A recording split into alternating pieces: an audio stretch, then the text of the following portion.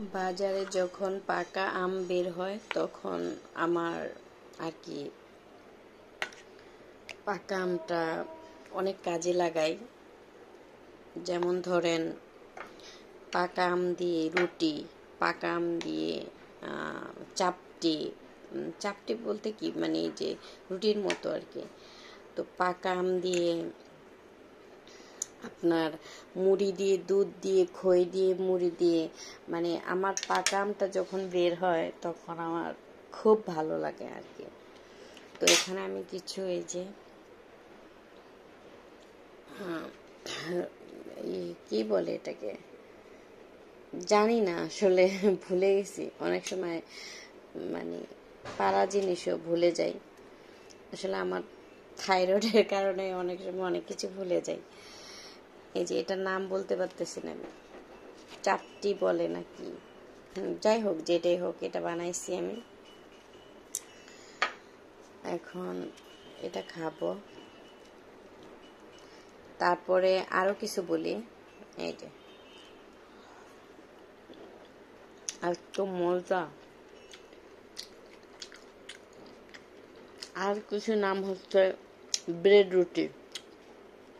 Bread রুটি দিয়েও পাকা আমটা অনেক মজা। এই যে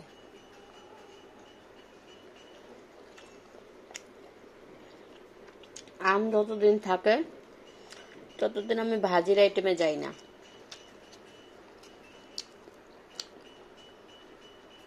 আম দিয়ে রুটিটা খাই। আমার অনেক ব্রেড রুটি দিয়ে বেশি মজা লাগে আমার কাছে, এত মজা।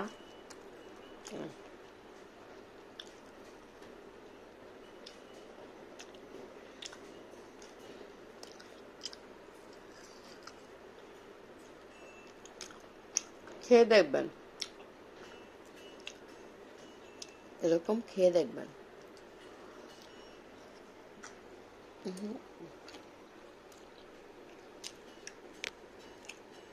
অনেকগুলো আম আছে।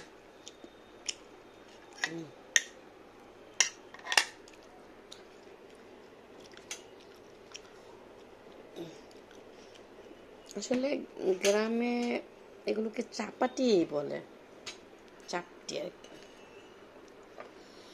আপনাদের একটা জিনিস দেখাবো, এই যে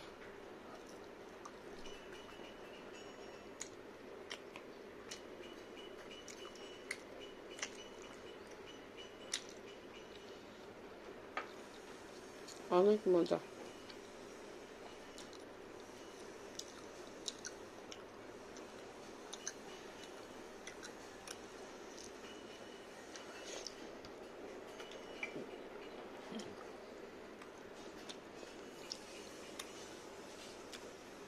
এটা কি বলুন তো? এটা হচ্ছে মিষ্টি কুমড়োর বীজ। এটা দিয়ে কিন্তু, এটা খেলে কিন্তু থাইরয়েড অনেকটা নিয়ন্ত্রণে থাকে। আর এগুলো কিন্তু প্রচুর দাম। আমি কিন্তু মিষ্টি কুমড়ার বীজ থেকে নেইনি, এগুলো কিনে আনা হয়েছে। তো এটা খেলে, মিষ্টি কুমড়োর বীজ যেটা, এটা খেলে থাইরয়েড নিয়ন্ত্রণে থাকে। ভিডিওটি ভালো লাগলে অবশ্যই লাইক কমেন্ট করবেন।